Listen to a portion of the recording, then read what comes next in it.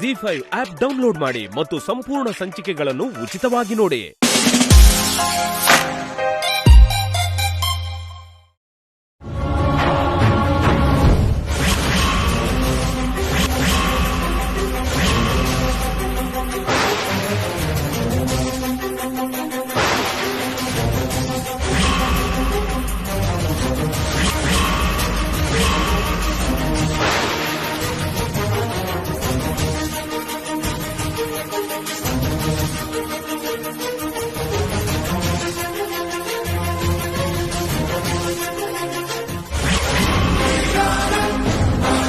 ಅಖಿಲ್ ಅವ್ರ ತರ ಇದಾರಲ್ಲ. ಅಯ್ಯೋ ಅವರೇ.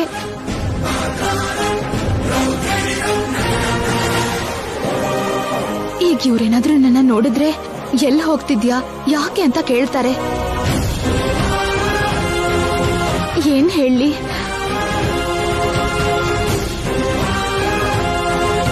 ಕೃಷ್ಣ, ನನ್ನ ಅಖಿಲ್ ಅವ್ರ ಕಣ್ಣಿಗೆ ಬೀಳ್ದಿರೋ ಹಾಗೆ ನೀನೇ ಕಾಪಾಡ್ ಕೃಷ್ಣ.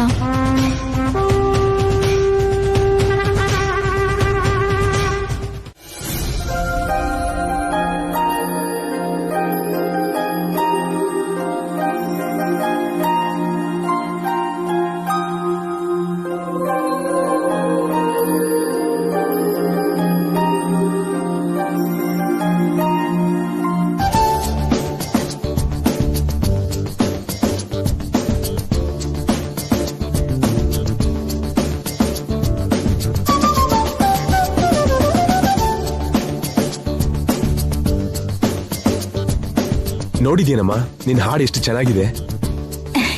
ನಿನ್ ಹಾಡಿಗೆ ಎಷ್ಟು ವ್ಯೂಸ್ ಬಂದಿದೆ ನೋಡು. ಕೆಳಗೆ ಕಮೆಂಟ್ಸ್ ನೋಡಿದ್ಯಾ? ನಿನ್ ಬಗ್ಗೆ ಎಷ್ಟು ಹೊಗಳಿದ್ದಾರೆ.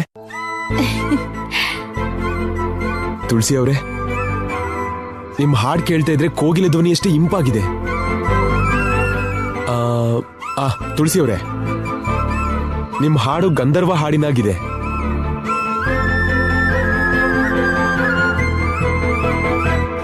ಈ ಹಾಡ್ ಕೇಳಿ ನಾನ್ ನಿಮ್ ಫ್ಯಾನ್ ಆಗ್ಬಿಟ್ಟೆ ಮೇಡಮ್.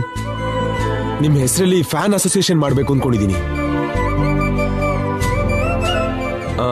ಅದ್ರ ಓಪನಿಂಗ್ ದಿನ ನೀವು ತಪ್ಪದೆ ಬರಬೇಕು. ಏನ್ ಹೇಳಿದ್ದು? ತುಳಸಿಗೆ ಫ್ಯಾನ್ಸ್ ಅಸೋಸಿಯೇಷನ್ ಮಾಡ್ತಾರಾ? ಹೌದಕ್ಕ. ಒಂದು ಹಾಡಿಗೆ ಇವ್ರಿಗಿಷ್ಟು ಜನ ಫ್ಯಾನ್ಸ್ ಆಗಿದ್ದಾರೆ. ಹೀಗೆ ಹಾಡ್ ಹಾಡೋರು ಕೂಡ ಫ್ಯಾನ್ಸ್ ಇರ್ತಾರಾ? ಅಂದ್ರೆ ಸಿನಿಮಾ ಹೀರೋಗೆ ಹೀರೋಯಿನ್ಸ್ಗೆ ಫ್ಯಾನ್ಸ್ ಇರ್ತಾರೆ ಸರಿ, ಹೀಗೆ ಹಾಡ್ ಬರೆಯೋರಿಗೆ ಹಾಡೋರ್ಗೂ ಕೂಡ ಫ್ಯಾನ್ಸ್ ಇರ್ತಾರೆ ಅಂತ ನನಗ್ ಗೊತ್ತಿಲ್ವೇ? ನಂಗೂ ಗೊತ್ತಿದ್ರೆ ಚಿಕ್ಕವಳಿದ್ದಾಗ್ಲೇ ಸಂಗೀತ ಕಲ್ತು ಬಾಲ ಗಾಯಕಿ ಅಂತ ಹೆಸರು ತಗೊಂಡು ನಾನು ತುಂಬಾ ಫ್ಯಾನ್ಸ್ ಅಸೋಸಿಯೇಷನ್ ಮಾಡಿಸ್ಕೊತಿದ್ದೆ. ಓ,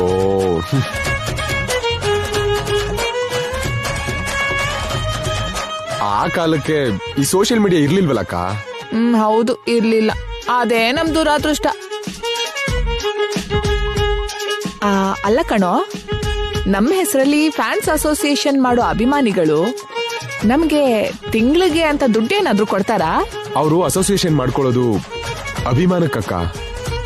ಅಭಿಮಾನ ಆತ್ಮೀಯತೆನ ದುಡ್ಡಿಗೆ ಕಂಪೇರ್ ಮಾಡ್ಬೇಡ ಅಕ್ಕ, ನಿನ್ ಪುಣ್ಯ ಬರುತ್ತೆ. ಸರಿ ಬಿಡು.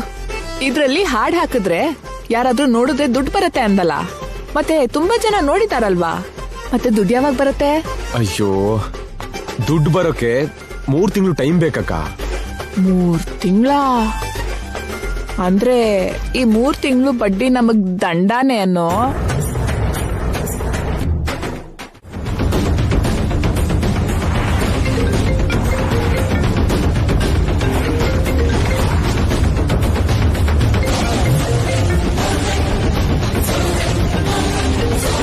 ಹಲೋ ಶ್ಯಾಮ.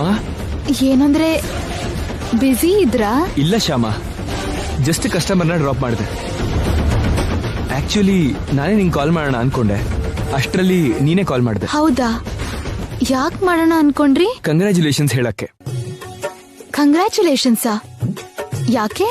ನಿನ್ ವಿಡಿಯೋಗೆ ಸಿಕ್ಕಾಪಟ್ಟೆ ವ್ಯೂಸ್ ಬಂತಲ್ಲ, ಅದಕ್ಕೆ. ಹಾರ್ಟಿ ಕಂಗ್ರ್ಯಾಚುಲೇಷನ್ಸ್ ಮಿಸಸ್ ತುಳಸಿ ಅವರೇ. ಥ್ಯಾಂಕ್ ಯು ಅಖಿಲ್ ಅವರೇ. You are most welcome madam. ಏನಂದ್ರೆ ನನ್ಗೊಂದು ಚಿಕ್ಕ ಡೌಟು. ಏನ್ ಶ್ಯಾಮ? ನನ್ ಹಾಡಿರೋ ವಿಡಿಯೋ ನಮ್ ಮನೇಲಿ ಐಶ್ವರ್ಯ ಅಕ್ಕ ಆಗ್ಲಿ ಭಾವ ಅನ್ನೋ ಯಾರಾದ್ರೂ ನೋಡಿದ್ರೆ ನೋಡಿದ್ರೆ ನಾವೆಲ್ಲಿದ್ದೀವಿ ಅಂತ ಅವ್ರಿಗೆ ಗೊತ್ತಾಗತ್ತಲ್ವಾ? ಹೇಗ್ ಗೊತ್ತಾಗತ್ತೆ? ಗೊತ್ತಾಗಲ್ಲ. ನಾವ್ ವಿಡಿಯೋ ಅಪ್ಲೋಡ್ ಮಾಡಿದ ಮಾತ್ರಕ್ಕೆ ನಮ್ ಅಡ್ರೆಸ್ ಅವ್ರಿಗೆ ಗೊತ್ತಾಗಲ್ಲ. ಹೌದಾ? ಹೌದು. ಇವಾಗ ನಿನಗೆ ಸಮಾಧಾನ ಆಯ್ತಾ? ಮಾವ ಪೂರ್ತಿಯಾಗಿ ಗುಣ ಆದ್ರೇನೆ ನಮ್ಗೆ ಪೂರ್ತಿ ನಿಶ್ಚಿಂತೆ ಆಗೋದು. ಗುಣ ಆಗ್ತಾರೆ ಶ್ಯಾಮ. ಡ್ಯಾಡಿ ಬೇಗ ಸರಿ ಹೋಗ್ತಾರೆ. Don't worry. ಓಕೆ, ಬಾಯ್. ಬಾಯ್.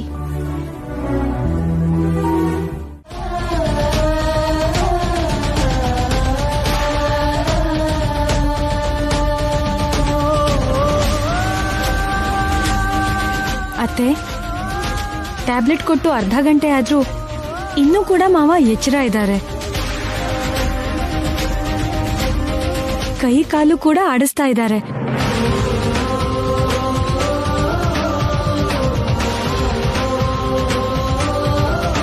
ಅಂದ್ರೆ ಆ ಟ್ಯಾಬ್ಲೆಟ್ ಇಂದ ಏನು ಪ್ರಾಬ್ಲಮ್ ಇಲ್ಲ ಅಂತ ಅಲ್ವಾ?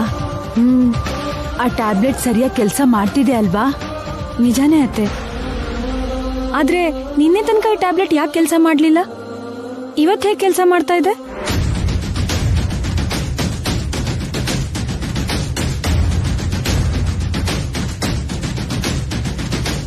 ಅತ್ತೆ, ನೀವು ಟ್ಯಾಬ್ಲೆಟ್ಸ್ನ ಅಬ್ಸರ್ವ್ ಮಾಡಿದ್ರಾ? ಒಟ್ನಲ್ಲಿ ಟ್ಯಾಬ್ಲೆಟ್ಸ್ ಕೆಲಸ ಮಾಡ್ತಿದೆ, ಅಷ್ಟು ಸಾಕು ನಮ್ಗೆ. ಈ ಕಂಪ್ನಿ ಯಾವ್ದು ಅಂತ ನೆನ್ಪಿಟ್ಕೊಂಡು ಇನ್ಮೇಲೆ ಇದೇ ಟ್ಯಾಬ್ಲೆಟ್ಸ್ ತರ್ಸೋಣ.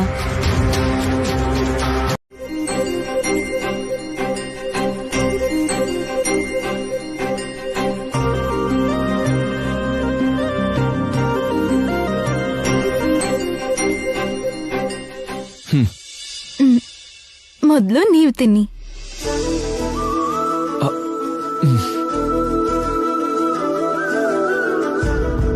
ಬಡತನದಲ್ಲೂ ಇಷ್ಟು ಸುಖ ಇರುತ್ತೆ ಅಂತ ಇವಾಗ್ಲೇ ಅರ್ಥ ಆಗಿದ್ದು ಶ್ಯಾಮ. ಬಡತನದಲ್ಲಿ ಸುಖನಾ? ಏನದು? ನಾವು ಮನೆಯಿಂದ ಬರ್ದೇ ಇದ್ದಿದ್ರೆ, ಅಲ್ಲೇ ಇದ್ದಿದ್ರೆ ಈ ಊಟನ ಡೈನಿಂಗ್ ಟೇಬಲ್ ಮೇಲೆ ಕೂತು ತಿಂತಾ ಇದ್ವಿ. ಇವಾಗ ಈ ರೀತಿ ಒಂದೇ ತಟ್ಟೆಯಲ್ಲಿ ಇಬ್ರು ಸೇರಿ ಊಟ ಮಾಡ್ತಿದೀವಿ. ಆ ಮನೇಲಿ ಇದ್ದಿದ್ರೆ ಇಂಥ ಚಾನ್ಸು ಮಿಸ್ ಆಗ್ತಿತ್ತು. ಆದ್ರೆ ಆ ಮನೇಲಿ ನಾವು ಇಲ್ದೇ ಇರೋದ್ರಿಂದ ಅಲ್ಲಿ ಜನರನ್ನ ಮಿಸ್ ಮಾಡ್ಕೋತಿದೀವಿ.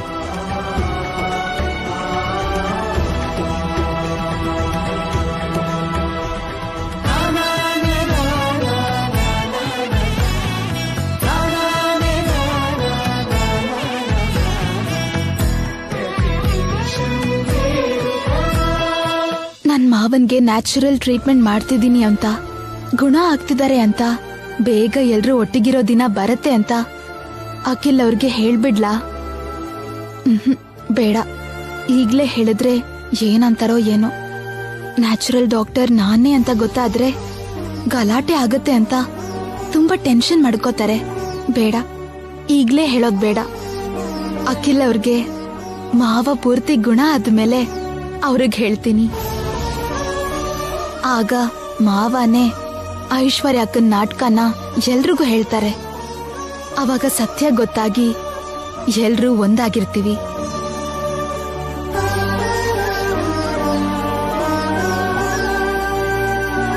ನಿಮಗ್ ಹೇಳ್ದೆ ಮಾವಂಗ್ ಟ್ರೀಟ್ಮೆಂಟ್ ಮಾಡ್ತಿರೋದಿಕ್ಕೆ ನನಗ್ ಕ್ಷಮಿಸಿ. ನಮ್ಮ ಒಳ್ಳೇದಿಕ್ಕೆ ನಾನು ಹೀಗ್ ಮಾಡ್ತಿರೋದು. ಹೇಳಿ ಸರ್. ಹೊಟ್ಟೆ ನೋವು ಕಡಿಮೆ ಆಗೋದಕ್ಕೆ ಏನಾದ್ರೂ ಟ್ಯಾಬ್ಲೆಟ್ ಕೊಡ್ತೀರಾ? ಸಣ್ಣ ಮಕ್ಕಳಿಗ ದೊಡ್ಡವರಿಗ ಸರ್? ದೊಡ್ಡವ್ರಿಗೇನೆ. ಓ, ನಿಮ್ ಮಿಸ್ಸೆಸ್ ಅವರಿಗಾ? ಹೌದು. ನನ್ ಮಿಸ್ಸಸ್ ನಿಮಗ್ ಗೊತ್ತಾ? ಗೊತ್ತು ಸರ್. ನೀವಿಬ್ರು ಬೈಕಲ್ಲಿ ಓಡಾಡೋದನ್ನ 2-3 ಸರಿ ನೋಡಿದೀನಿ. Okay okay. ನಿನ್ನೆ ಸಹ ನಿಮ್ ಮಿಸ್ಸೆಸ್ ಇಲ್ಲಿಗೆ ಬಂದಿದ್ರು. ನಿನ್ನೆ ಬಂದಿದ್ಲಾ? ಹೌದು ಸರ್, ನಿನ್ನೆ ಬಂದ್ ಮೆಡಿಸಿನ್ ತಗೊಂಡೋದ್ರು. ಹೌದಾ? ಮೆಡಿಸಿನ್ಸ್ ತಗೊಂಡ್ಲಾ? ಹೌದು ಸರ್, ತಗೊಂಡೋದ್ರು. ನಿನ್ನೆ ಚೆನ್ನಾಗಿದ್ರಲ್ಲ ಮೇಡಮ್, ಇವತ್ತು ಹೊಟ್ಟೆ ನೋವು ಅಂತಿದ್ದೀರಾ ಅಂದ್ರೆ ನೈಟು ಹೊರಗಡೆ ಫುಡ್ ಏನಾರ ತಿಂದಿದ್ರಾ? ಇಲ್ಲ ಸರ್, ಮನೆ ಫುಡ್ಡೇ ತಿಂದಿದ್ದು. ಬಹುಶಃ ಅದು ಜೀರ್ಣ ಆಗಿರ್ಲಿಕ್ಕಿಲ್ಲ. ಗ್ಯಾಸ್ಟ್ರಿಕ್ ಪ್ರಾಬ್ಲಮ್ ಅನ್ಸುತ್ತೆ, ಬೇರೆ ಏನೂ ಆಗಿರಲ್ಲ. ನಾನೊಂದು ಟ್ಯಾಬ್ಲೆಟ್ ಕೊಡ್ತೀನಿ, ಅದನ್ನ 2 ಟೈಮ್ ಕೊಡಿ, ಸರಿ ಹೋಗುತ್ತೆ.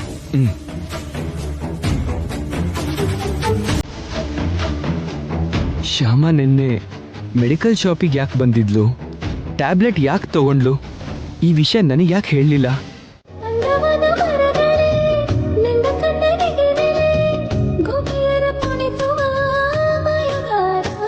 ಹೈ ಚಿಕ್ಕಮ್ಮ, ಮಮ್ಮಿ ಮಮ್ಮಿ. ಏನೋ ಪುಟ್ಟ, ಒಂದ್ ನಿಮಿಷ ಇಲ್ಲಿ ಬರ್ತೀರಾ ಮಮ್ಮಿ? ಕೆಲಸ ಮಾಡ್ತಿದ್ದೀನಿ, ಏನು ಅಂತ ಹೇಳೋ. ನೀನ್ ಫಸ್ಟ್ ಬಾ ಮಮ್ಮಿ, ಹೇಳ್ತೀನಿ.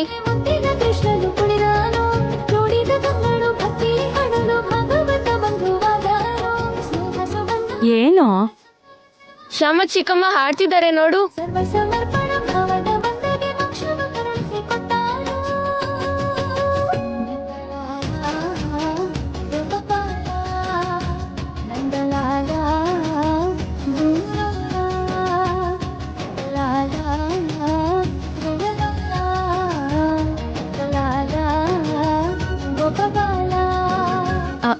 Good morning doctor. Good morning madam. ಈ ಹಾಡನ್ನ ಹಾಡಿದ್ ಯಾರು ಗೊತ್ತಾ ಆಂಟಿ? ನಮ್ ಶ್ಯಾಮ ಚಿಕ್ಕಮ್ಮ. ನನ್ ತಂಗಿ ತುಂಬಾ ಚೆನ್ನಾಗಿ ಹಾಡ್ತಾಳೆ. ನಮ್ ಚಿಕ್ಕಮ್ಮ ಬ್ಲೂ FM ರೇಡಿಯೋಲ್ ಕೂಡ ಹಾಡಿದ್ದಾರೆ, ಗೊತ್ತಾ ನಿಮ್ಗೆ? ಮನ್ಸಲ್ಲಿ ಎಷ್ಟೇ ನೋವಿದ್ರು ಕೂಡ ಒಂದ್ಸಾರಿ ನಮ್ ಶ್ಯಾಮ ಹಾಡ್ ಕೇಳಿದ್ರೆ ಸಾಕು, ಆ ನೋವೆಲ್ಲ ಮರ್ತ್ ಬಿಡಬಹುದು. ಆದ್ರೆ ನಮ್ ಚಿಕ್ಕಮ್ಮ ಈಗ ಮನೇಲಿ ಇಲ್ಲ, ಮನೆಯಿಂದ ಹೊರಟೋದ್ರು. ನಮ್ ಚಿಕ್ಕಮ್ಮ ಇಲ್ಲ ಅಂದ್ರೆ ನಮ್ಮೆಲ್ಲರಿಗೂ ಬೇಜಾರು. ನಮ್ ತಂಗಿಗೆ ನಮ್ ಮಕ್ಕಳ ಜೊತೆ ತುಂಬಾನೇ ಅಟ್ಯಾಚ್ಮೆಂಟ್ ಇದೆ. ಮನೇಲಿ ನಾನಿಲ್ದೇ ಇದ್ರು ನನ್ ಮಕ್ಳು ಇರ್ತಾರೆ, ಆದ್ರೆ ನಮ್ ಶ್ಯಾಮ ಇಲ್ದಿದ್ರೆ ಇರೋದಿಲ್ಲ. ಇವ್ರೇ ನಮ್ ಚಿಕ್ಕಮ್ಮ. ನಮ್ ಚಿಕ್ಕಮ್ಮ ಎಲ್ಲಾದ್ರೂ ಕಾಣಿಸಿದ್ರೆ ಈಗ್ಲೇ ಅವ್ರಿಗೆ ಮನೆಗ್ ಬರೋದಿಕ್ ಹೇಳಿ. ನಾನ್ ಹೇಳ್ದೆ ಅಂತ ಹೇಳಿ, ಖಂಡಿತವಾಗ್ಲೂ ಬರ್ತಾರೆ. ಹೇಳ್ತೀನಿ ಪುಟ್ಟ, ಖಂಡಿತ ಹೇಳ್ತೀನಿ.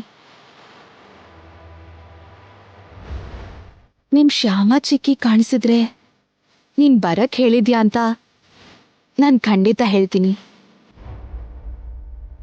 ನಿಜವಾಗ್ಲೂ ನಮ್ ಶ್ಯಾಮ ಚಿಕ್ಕಮ್ಮನ ನೋಡಿದ್ರೆ ನಮ್ ಮನೆಗ್ ಬರೋಕ್ ಹೇಳ್ತೀರಾ? ಕಳಿಸ್ತೀನಿ. ಬೇಕಾಗಿಲ್ಲ.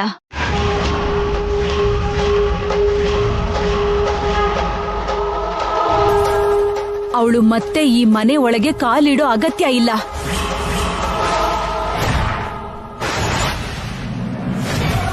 ಅವಳಿಂದಾನೆ ನಮಗೆ ಈ ಕರ್ಮ ಬಂದಿದ್ದು. ಅವಳಿಂದಾನೆ ನನ್ ಗಂಡ ಹೀಗೆ ಮಂಚ ಹಿಡ್ದಿದ್ದಾರೆ. ಏ ಮೊಬೈಲ್ ಕೊಡು. ಬನ್ನಿ ಅತ್ತೆ. ನಡಿಯಮ್ಮ.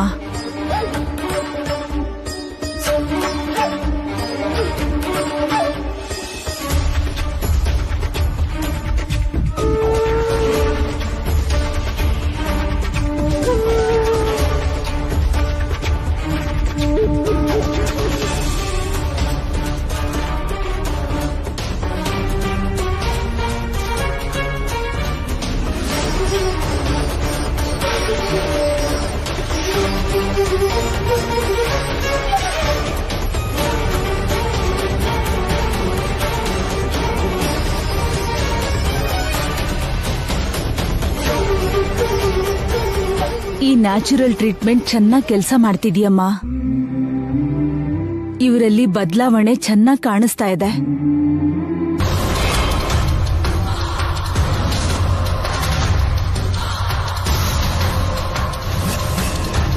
ನಿಜವಾಗ್ಲೂ ಇದು ನಮ್ಮ ಅದೃಷ್ಟನೇ. ನಿಮ್ಮ ಅದೃಷ್ಟ ಮಾತ್ರ ಅಲ್ಲ, ನಮ್ಮ ಅದೃಷ್ಟ ಕೂಡ.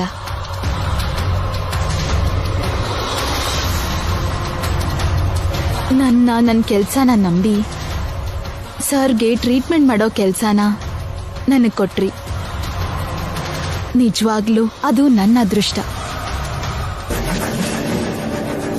ನೀವು ಅವಕಾಶ ಕೊಡದೇ ಇದ್ದಿದ್ರೆ ಎಷ್ಟೋ ಕುಟುಂಬಕ್ಕೆ ಅನ್ನ ಕೊಟ್ಟಿರೋ ಈ ಮಹಾನುಭಾವನ್ಗೆ ಹೀಗೆ ಸೇವೆ ಮಾಡೋ ಅವಕಾಶ ನನಗ್ ಸಿಗ್ತಿರ್ಲಿಲ್ಲ. ಆ ಮುದ್ಕ ಹೇಗಿದಾನೋ, ಇಷ್ಟು ದಿನಕ್ಕೆ ಅವನ್ ಪರಿಸ್ಥಿತಿ ಇನ್ನೂ ಅಧ್ವಾನ ಆಗಿರುತ್ತೆ. ಪಾಪ, ನೋಡೋಣ.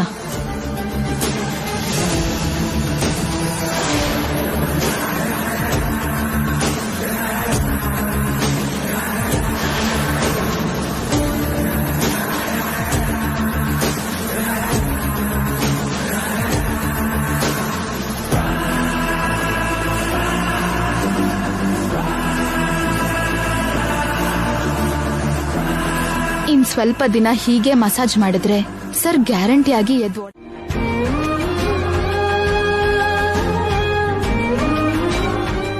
ಏನಮ್ಮ ಹೀಗಿದ್ಯಾ? ಏನಾಯ್ತು? ಇವತ್ತು ಮಸಾಜ್ ಮಾಡೋಕೆ ನಿನ್ ಪೇಷಂಟ್ ಹತ್ರ ಹೋಗ್ಲಿಲ್ವಾ? ಹೋಗಿದ್ದೆ ಅಣ್ಣ. ಹೇಗಿದೆ ಅವರಿಗೆ? ಆಯಲ್ಲು ಮಸಾಜು ಕೆಲಸ ಮಾಡ್ತಾ ಇದ್ಯಾ? ಅವ್ರ ಪರಿಸ್ಥಿತಿ ಸ್ವಲ್ಪ ಸರಿ ಆಯ್ತಮ್ಮ? ಆಗಿದೆ ಅಣ್ಣ, ಸ್ವಲ್ಪ ಸರಿಯಾಗಿದೆ. ಇನ್ನೂ ಸ್ವಲ್ಪ ದಿನ ಇದನ್ ಮಾಡಿದ್ರೆ ಅವರು ಪೂರ್ತಿಯಾಗಿ ಗುಣ ಆಗ್ತಾರೆ, ಬೇಗ ಎದ್ದು ಓಡಾಡ್ತಾರೆ ಅಂತ ನನಗನ್ನಿಸ್ತಿದೆ. ಅಲ್ಲ, ಹೀಗಿದ್ದಾಗ ಸಂತೋಷ ಪಡೋದ್ ಬಿಟ್ಟು ಡಲ್ ಆಗಿದೆಯಲ್ಲಮ್ಮ? ನಾಳೆಯಿಂದ ಅವರು ಟ್ರೀಟ್ಮೆಂಟ್ ಮಾಡೋ ಅವಕಾಶ ನನಗಿಲ್ಲ ಅಣ್ಣ. ಅದೇನಮ್ಮ ಇಲ್ಲ ಅಂದ್ರೇನು? ಅವ್ರು ಯಾಕೋ ಬೇಡ ಅಂದ್ರು, ಟ್ರೀಟ್ಮೆಂಟ್ಗೆ ಬರ್ಬೇಡ ಅಂದ್ರು. ಅದೇನಮ್ಮ, ಪೇಷಂಟ್ ಗುಣ ಆಗ್ತಿದ್ರೆ ಟ್ರೀಟ್ಮೆಂಟ್ ಬೇಡ ಅನ್ನೋದೇನು? ಅವ್ರ 2ನೇ ಸೊಸೆಗೆ ಈ ವೈದ್ಯದ ಮೇಲೆ ಅಷ್ಟು ನಂಬಿಕೆ ಇಲ್ಲ ಅಣ್ಣ. ಅಲೋಪತಿ ಮೆಡಿಸಿನ್ಸ್ ಇಂದಾನೆ ಅವರು ಪೂರ್ತಿ ಗುಣ ಆಗ್ತಾರೆ ಅಂತ ಅವ್ರು ನಂಬಿದ್ದಾರೆ. ಹೀಗೆ ಆಯಿಲ್ಸ್ ಇಂದ ಮಸಾಜ್ ಮಾಡೋದ್ರಿಂದ ಬೇರೆ ಪ್ರಾಬ್ಲಮ್ಸ್ ಆಗುತ್ತೆ ಅಂತ ಅವರು ಭಯ ಪಡ್ತಿದ್ದಾರೆ. ಅವ್ರು ಭಯ ಪಡೋದಲ್ದೆ ಮನೇಲಿರೋ ಎಲ್ರನ್ನೂ ಹೆದರ್ಸ್ತಿದ್ದಾರೆ. ಅದಕ್ಕೆ ನಾಳೆಯಿಂದ ಅವರು ಟ್ರೀಟ್ಮೆಂಟ್ಗೆ ಬರ್ಬೇಡ ಅಂದಿದ್ದಾರೆ. ಅಯ್ಯಯ್ಯೋ, ಎಂತ ಕೆಲಸ ಮಾಡಿದ್ಲಮ್ಮ ಆ ಮಹಾತಾಯಿ. ಚೆನ್ನಾಗ್ ಗುಣ ಆಗ್ತಿದ್ದವರಿಗೆ ಮಧ್ಯಾಹ್ನ ಟ್ರೀಟ್ಮೆಂಟ್ ನಿಲ್ಸ್ಬಿಟ್ಲು. ಅದೇ ನನ್ಗೂ ಬೇಜಾರಾಗ್ತಿದೆ ಅಣ್ಣ. ನೊಂದ್ಕೋಬೇಡಮ್ಮ, ನೀನ್ಯಾಕ್ ಚಿಂತೆ ಮಾಡ್ತೀಯಾ? ಆ ದೇವ್ರೇ ಏನೋ ಒಂದ್ ದಾರಿ ತೋರಿಸ್ತಾನೆ, ಮತ್ತೆ ಅವರಿಗೆ ಟ್ರೀಟ್ಮೆಂಟ್ ಮಾಡೋ ಹಾಗೆ ಮಾಡ್ತಾನೆ. ಸಮಯಕ್ಕೆ ನಾನು ಊರಿಂದ ಬಂದಿದ್ದಕ್ಕೆ ಸರಿ ಹೋಯ್ತು. ನಾನ್ ಬರೋದೇನಾದ್ರೂ ಲೇಟ್ ಆಗಿದ್ದಿದ್ರೆ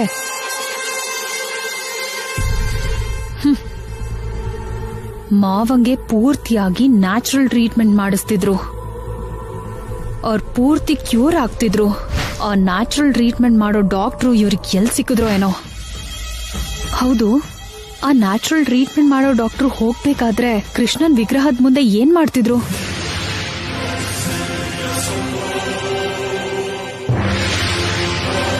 ಆ ನ್ಯಾಚುರಲ್ ಟ್ರೀಟ್ಮೆಂಟ್ ಮಾಡೋ ಡಾಕ್ಟ್ರು ಕೂಡ ಶಾಮನ್ ಹಾಗೇನೆ ಕೃಷ್ಣನ್ ಭಕ್ತೇನಾ? ಇಲ್ಲ ಶಾಮನೇ ನ್ಯಾಚುರಲ್ ಟ್ರೀಟ್ಮೆಂಟ್ ಮಾಡೋ ಡಾಕ್ಟರ್ ಹಾಗೆ ವೇಷ ಬದಲಾಯಿಸ್ಕೊಂಡ್ ಬಂದ್ಲಾ?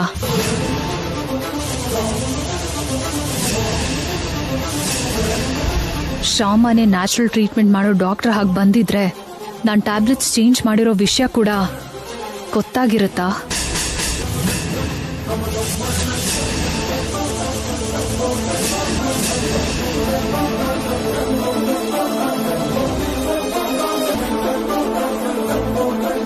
ಇಲ್ಲ ಇಲ್ಲ, ತಿಳ್ಕೊಳ್ಳೋ ಚಾನ್ಸೇ ಇಲ್ಲ.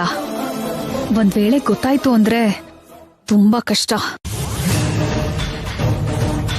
ಆಗ ಶ್ಯಾಮ ಟ್ಯಾಬ್ಲೆಟ್ಸ್ ವಿಷಯನ ಹೊರಗೆ ಹಾಕಿ ಎಲ್ಲರ ಮುಂದೆ ನನ್ನ ಅಪರಾಧಿಯಾಗಿ ಮಾಡ್ತಾಳೆ. ಅಂತ ಪರಿಸ್ಥಿತಿ ಬಂದ್ರೂ ಕೂಡ ಸ್ವಲ್ಪನೂ ಅನುಮಾನ ಬರ್ದೇ ಇರೋ ಹಾಗೆ ಶ್ಯಾಮನ ಶಾಶ್ವತವಾಗಿ ದೂರ ಮಾಡಬೇಕು.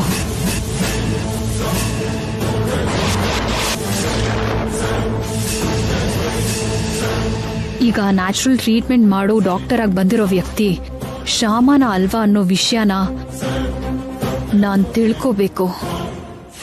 ಹೇಗೆ?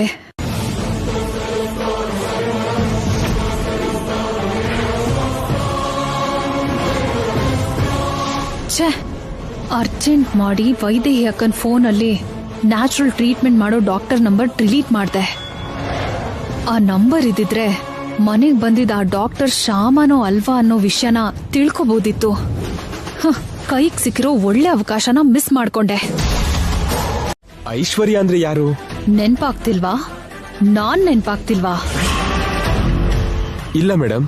ಒಂದ್ ಗಂಡ ಹೆಂಡತಿ ಫೋಟೋ ನಿನಗ್ ತೋರ್ಸಿ ಅವ್ರು ಎಲ್ಲೇ ಕಾಣಿಸಿದ್ರು ನನ್ಗೆ ಹೇಳು ಅಂತ ಹೇಳಿದ್ದೆ. ಅದಕ್ ನಿನಗೆ ಎಷ್ಟ್ ಬೇಕೋ ಅಷ್ಟು ದುಡ್ಡು ಕೊಡ್ತೀನಿ ಅಂತ ಹೇಳಿದ್ದೆ ಅಲ್ವಾ?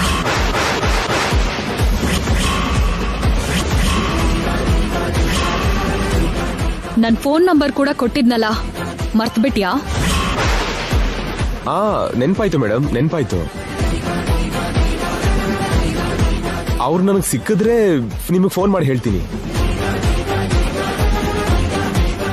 ಆವತ್ತಿಂದ ಇದೇ ಮಾತು ಹೇಳ್ತಿದ್ಯಾ?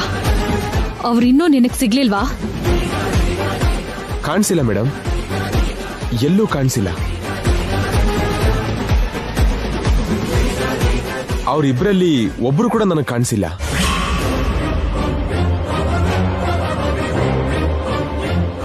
ಅವರಲ್ಲಿ ಯಾರೊಬ್ರು ಕಾಣಿಸಿದ್ರು ನಾನು ತಕ್ಷಣ ನಿಮಗೆ ಕಾಲ್ ಮಾಡಿ ಹೇಳ್ತೀನಿ ಮೇಡಮ್. ಓಕೆ, ಸಿಕ್ಕಿದ್ರೆ ಫೋನ್ ಮಾಡಿ ಹೇಳು.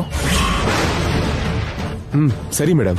ಈಗ ನನ್ ಮರ್ತ ಹಾಗೇನೆ ನಾಳೆ ಅವ್ರು ಕಾಣಿಸಿದ್ರು ಕೂಡ ನನಗ್ ಫೋನ್ ಮಾಡೋ ವಿಷಯನ ಮರಿಬೇಡ, ಅರ್ಥ ಆಯ್ತಾ? ಅರ್ಥ ಆಯ್ತು ಮೇಡಮ್. ಅವ್ರು ಕಾಣಿಸಿದ ಕೂಡಲೇ ನಿಮಗೆ ಫೋನ್ ಮಾಡಿ ಹೇಳ್ತೀನಿ. ಇಡ್ತೀನಿ ಮೇಡಮ್. ಓಕೆ.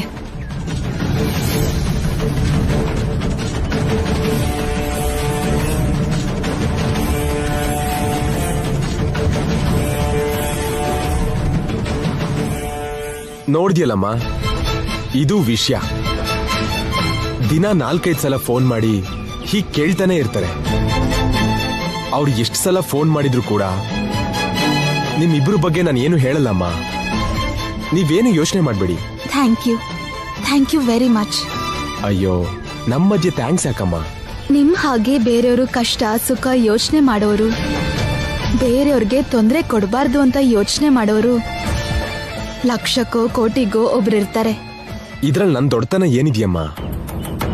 ಮನುಷ್ಯ ಆಗಿ ಹುಟ್ಟಿ ನನ್ನ ಜೊತೆಲಿದ್ದವ್ರಿಗೆ ನನ್ನ ಕೈಲಾದ ಸಹಾಯ ಮಾಡ್ತೀನಿ ಅಷ್ಟೇ.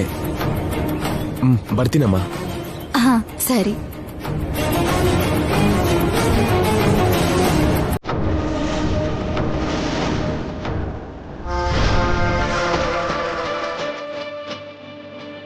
ಹುಚ್ಚು ಹುಡುಗಿ, ನಾನು ಒಳ್ಳೆಯವನ ಬಿಲ್ಡಪ್ ಕೊಡೋದಕ್ಕೆ ನಿನ್ ಮುಂದೆ ಅವಳ ಜೊತೆ ಫೋನಲ್ಲಿ ಮಾತಾಡಿದ್ದು.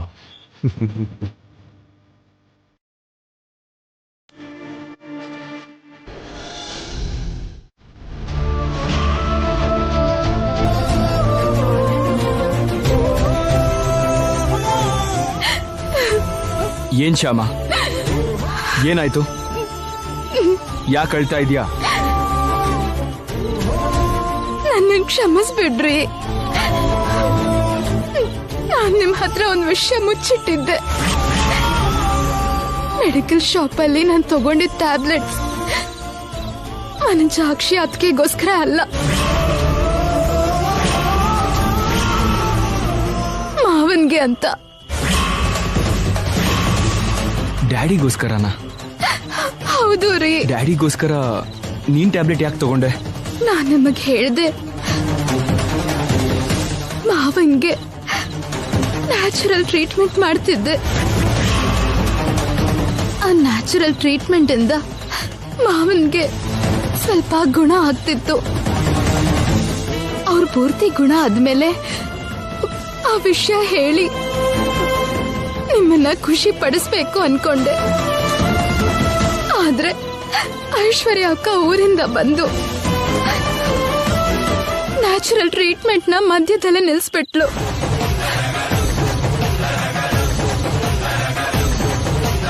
ಆದ್ರೆ ನಾವು ಟ್ಯಾಬ್ಲೆಟ್ ಕೊಟ್ಮೇಲೆ ಆ ಟ್ಯಾಬ್ಲೆಟ್ಸ್ ಖಾಲಿ ಆಯ್ತು ಡಾಕ್ಟರ್. ಮತ್ತೆ ನೀವು ಬೇರೆ ಟ್ಯಾಬ್ಲೆಟ್ಸ್ ಕೊಟ್ರಲ್ಲ, ಅದು ಮಾತ್ರ ನೀವ್ ಯಾವ ಕಂಪನಿ ಟ್ಯಾಬ್ಲೆಟ್ಸ್ ಬರ್ದಿದಿರೋ ಅದನ್ನೇ ಕೊಟ್ಟಿದೀವಿ ಡಾಕ್ಟರ್. ಹೌದಾ? ಆ ಟ್ಯಾಬ್ಲೆಟ್ಸ್ ಒಂದ್ಸಲ ತಗೊಂಡ್ ಬನ್ನಿ. ಸರಿ, ತರ್ತೀನಿ. ಅಕ್ಕ, ಆ ಟ್ಯಾಬ್ಲೆಟ್ಸ್ ನಾನ್ ತರ್ತೀನಿ, ನೀನ್ ಡಾಕ್ಟರ್ಗೆ ಕಾಫಿ ತಗೊಂಡ್ ಬಾ. ಸರಿ.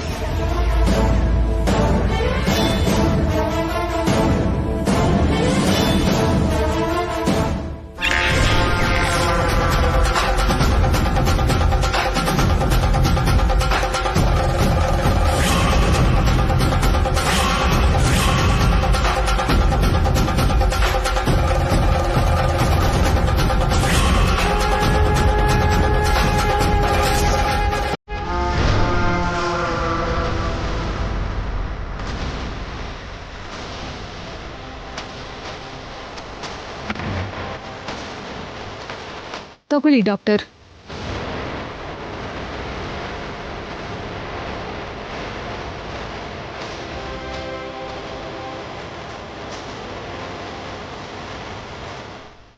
ಇದೇನಮ್ಮ ನಾನು ಬರ್ದಿದ್ದು. Thank god. ಇದು ತುಂಬ ಒಳ್ಳೆ ಮೆಡಿಸನ್ನು. ಇದನ್ನು ರೆಗ್ಯುಲರ್ ಆಗಿ ಕೊಟ್ಟರೆ ಡೆಫಿನೆಟ್ಲಿ ಇವರು ಗುಣ ಆಗ್ತಾರೆ. ನೋಡೋಣ, ಇನ್ನೊಂದು ವಾರದ ತನಕ ಇದೇ ಮೆಡಿಸಿನ್ಸ್ ಕಂಟಿನ್ಯೂ ಮಾಡಿ. ಆಗಲೂ ಸರಿ ಹೋಗದಿದ್ರೆ ಏನು ಮಾಡೋದು ಅಂತ ನೋಡೋಣ. ಸರಿ ಡಾಕ್ಟ್ರೇ. ತಗೊಳ್ಳಿ. ಡಾಕ್ಟ್ರೇ, ಅವರು ಫುಡ್ ತಗೊಂಡಾಗ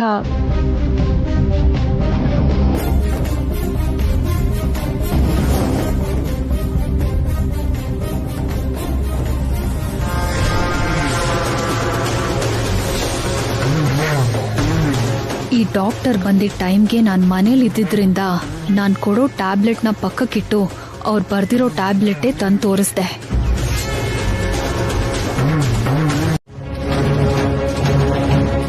ನಿಮ್ಮ ಐಶ್ವರ್ಯ ಅತ್ಗೆ ಆ ಟ್ಯಾಬ್ಲೆಟ್ ಸ್ಟ್ರಿಪ್ ಕೂಡ ತಗೊಂಡು ಬಂದು ನನಗೆ ತೋರಿಸಿದ್ರು. ಐಶ್ವರ್ಯ ಅತ್ಗೆ ನಿಮಗೆ ತೋರಿಸಿದ್ರಾ? ಹೌದು, ನಿಮ್ಮ ಐಶ್ವರ್ಯ ಅತ್ಗೆನೆ ಆ ಟ್ಯಾಬ್ಲೆಟ್ಸ್ ತಂದು ನನಗೆ ತೋರಿಸಿದ್ರು.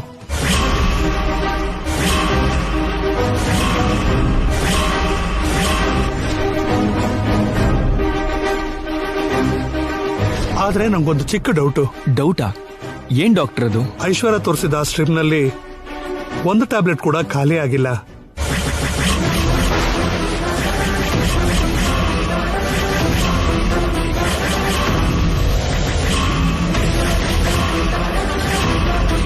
ಅದರಲ್ಲಿರೋ ಟ್ಯಾಬ್ಲೆಟ್ಸ್ ಎಲ್ಲ ಹಾಗೇ ಇತ್ತು.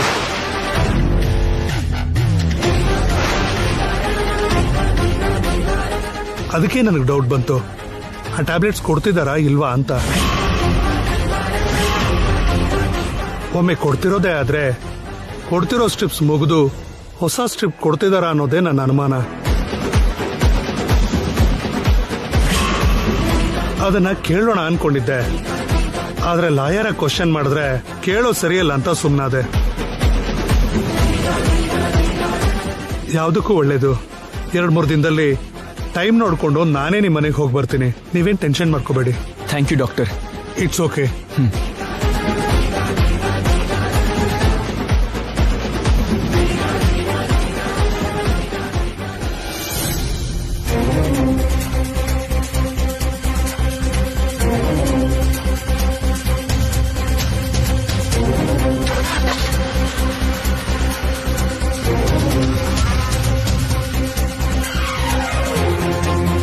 ನೋ ಡೌಟ್ ಶ್ಯಾಮ, ಹೊಸ ಟ್ಯಾಬ್ಲೆಟ್ಸ್ ಕೂಡ ಐಶ್ವರ್ಯ ಅತ್ಗೆ ಡ್ಯಾಡಿಗೆ ಕೊಟ್ಟಿರಲ್ಲ. ಅದಕ್ಕೆ ಡ್ಯಾಡಿಗೆ ಏನು ಗುಣ ಆಗ್ತಾ ಇಲ್ಲ. ಗುಣ ಆಗದಿರ್ಲಿ, ದಿನ ದಿನಕ್ಕೂ ಡ್ಯಾಡಿ ಆರೋಗ್ಯ ಇನ್ನೂ ಹಾಳಾಗ್ತಾ ಇದೆ. ಇದಕ್ಕೆಲ್ಲ ಕಾರಣ ಖಂಡಿತ ಐಶ್ವರ್ಯ ಅತ್ಗೆನೆ. ಇಷ್ಟು ಟೈಮು ಅತ್ಗೆ ಎಷ್ಟು ತಪ್ಪು ಮಾಡಿದ್ರು, ಎಷ್ಟು ಕುತಂತ್ರ ಮಾಡಿದ್ರು ಸುಮ್ಮನಾದ್ವಿ, ಕ್ಷಮಿಸಿದ್ವಿ. ಅವರ ನಿಜ ಸ್ವರೂಪ ಮಮ್ಮಿಗೆ ಡ್ಯಾಡಿಗೆ ಗೊತ್ತಾದ್ರೆ ಅವ್ರು ತಡ್ಕೊಳಲ್ಲ ಅಂತ ಅವ್ರು ಮಾಡಿರೋ ಮೋಸಗಳು, ಕುತಂತ್ರಗಳು ಯಾರಿಗೂ ಹೇಳ್ದೆ ಇದ್ವಿ. ಆದ್ರೆ ಈಗ ಡ್ಯಾಡಿ ಪ್ರಾಣ ಜೊತೆ ಆಟಾಡ್ತಾ ಇದ್ದಾರೆ. ಅವರು ಇನ್ನೂ ಸುಮ್ಮನಿರಬಾರ್ದು, ಇನ್ನು ಅವ್ರನ್ನ ಕ್ಷಮಿಸಬಾರದು. ಹೇಳ್ಬಿಡೋಣ, ಅವ್ರ ನಿಜ ಸ್ವರೂಪ ಎಲ್ರಿಗೂ ಹೇಳ್ಬಿಡೋಣ. ನಮಸ್ತೆ. ಏನ್ ಅಖಿಲ್ ಮಾತಾಡ್ಬೇಕು ಅಂದ್ರಿ? ನಿಮ್ ನರ್ಸ್ ಯಾರನ್ನಾದ್ರೂ ನಮ್ಮ ಮನೆಗೆ ಕಳಿಸಿ ನೀವ್ ಹೇಳಿರೋ ಟ್ಯಾಬ್ಲೆಟ್ಸ್ ನ ಟೈಮ್ ಪ್ರಕಾರ ಕೊಡೋ ಹಾಗೆ ಮಾಡಕ್ಕಾಗತ್ತಾ? ಹಾಗ್ ಮಾಡಿದ್ರೆ ಮಾವನ್ಗೆ ಕರೆಕ್ಟ್ ಮೆಡಿಸಿನ್ ಸಿಗತ್ತೆ, ಅವ್ರು ಬೇಗ ಗುಣನೂ ಆಗ್ತಾರೆ. ನಿಮ್ ಯೋಚನೆ ಚೆನ್ನಾಗಿದ್ಯಮ್ಮ, ಆದ್ರೆ ನಾನು ಟ್ಯಾಬ್ಲೆಟ್ಸ್ ಕೊಡೋಕೋಸ್ಕರ ನರ್ಸ್ನ ನಿಮ್ ಮನೆಗೆ ಕಳ್ಸಿದೀನಿ ಅಂದ್ರೆ ನಂಬ್ತಾರ ಅಂತ.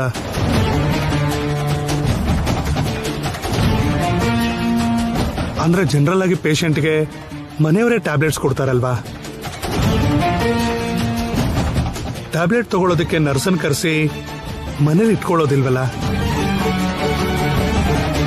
ಈಗ ನಾನು ನರ್ಸನ್ ಕಳ್ಸಿದ್ರೆ ಅವ್ರಿಗೆ ಇಲ್ದಿರೋ ಅನುಮಾನ ಎಲ್ಲ ಬಂದ್ರೆ ಅಂತ. ಅದು ನಿಜಾನೇ ಡಾಕ್ಟರ್. ಅವರಿಗೆ ಅನುಮಾನ ಬರ್ದಂಗೆ ನರ್ಸ್ನ ಅಲ್ಲಿ ಕಳ್ಸಕ್ಕೆ ಏನ್ ಮಾಡ್ಬೋದು? ಒಂದ್ ಕೆಲ್ಸ ಮಾಡಿ ಡಾಕ್ಟರ್. ಏನಮ್ಮ? ದಿನಾ ಕೊಡೋ ಟ್ಯಾಬ್ಲೆಟ್ ಜೊತೆಗೆ ಹೊಸದಾಗಿ ಒಂದ್ ಇಂಜೆಕ್ಷನ್ ಕೊಡ್ಬೇಕು ಅಂತ ಹೇಳಿ. ಟ್ಯಾಬ್ಲೆಟು ಕೊಡ್ಬೇಕು, ಇಂಜೆಕ್ಷನ್ ಕೊಡ್ಬೇಕು ಅಂತ ಹೇಳಿ. ಇಂಜೆಕ್ಷನ್ ಮನೆಯವ್ರು ಕೊಡಕ್ಕಾಗಲ್ಲ, ನರ್ಸ್ನ ಕಳಿಸ್ತೀನಿ ಅಂತ ಹೇಳಿ. ಆಗ ಯಾರಿಗೂ ಅನುಮಾನ ಬರಲ್ಲ. ಹಾ, ಗುಡ್ ಐಡಿಯಾ. ಹಾಗೆ ಮಾಡೋಣ. Thank you doctor. Thank you doctor, thank you very much. ನರ್ಸ್ನ ನಾವು ಕಳಿಸಿದೀವಿ ಅನ್ನೋ ವಿಷಯ ಮಾತ್ರ ಯಾವ ಪರಿಸ್ಥಿತಿನಲ್ಲೂ ಯಾರಿಗೂ ಮನೇಲಿ ಗೊತ್ತಾಗಬಾರ್ದು. ಮನೇಲಿ ಯಾರಿಗೂ ಅನುಮಾನ ಬರ್ದಿರೋ ಹಾಗೆ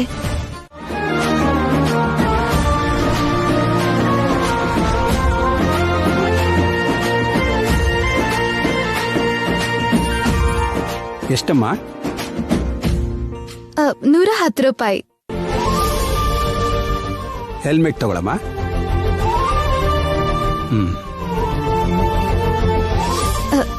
ನನ್ನ ಹತ್ರ ಚಿಲ್ಲರೆ ಇಲ್ಲ. 100 ರೂಪಾಯಿ ಕೊಡಿ, ಪರವಾಗಿಲ್ಲ. 100 ರೂಪಾಯಿ ತಗೊಂಡ್ರೆ ನಿನಗೆ 10 ರೂಪಾಯಿ ನಷ್ಟ ಅಲ್ವೇನಮ್ಮ? ನಿಮ್ಮಂತ ದೊಡ್ಡವ್ರನ್ನ ಸರಿಯಾದ ಸಮಯಕ್ಕೆ ಹಾಸ್ಪಿಟ್ಲಿಗೆ ಕರ್ಕೊಂಡ್ ಬಂದೆ. ನಂಗದೇ ಖುಷಿ ಆಗ್ತಿದೆ. ಆ ಖುಷಿ ಮುಂದೆ ಇದ್ ನಷ್ಟ ಅಲ್ಲ. ನೀನು ನಿಮ್ಮ ಮನೆಯವರು 100 ಕಾಲ ಚೆನ್ನಾಗಿರಿಮ್ಮ.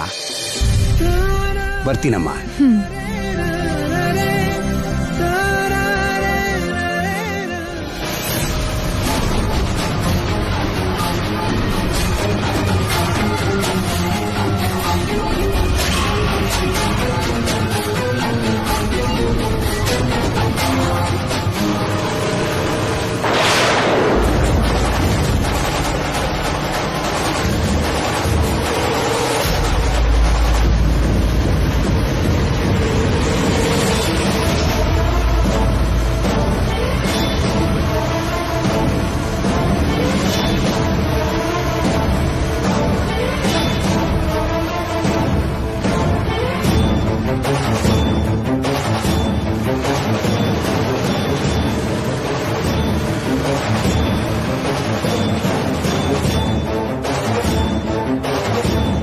ZEE5 ಆಪ್ ಡೌನ್ಲೋಡ್ ಮಾಡಿ ಎಲ್ಲಾ ಸಂಚಿಕೆಗಳನ್ನು ಸಂಪೂರ್ಣ ಉಚಿತವಾಗಿ ನೋಡಿ.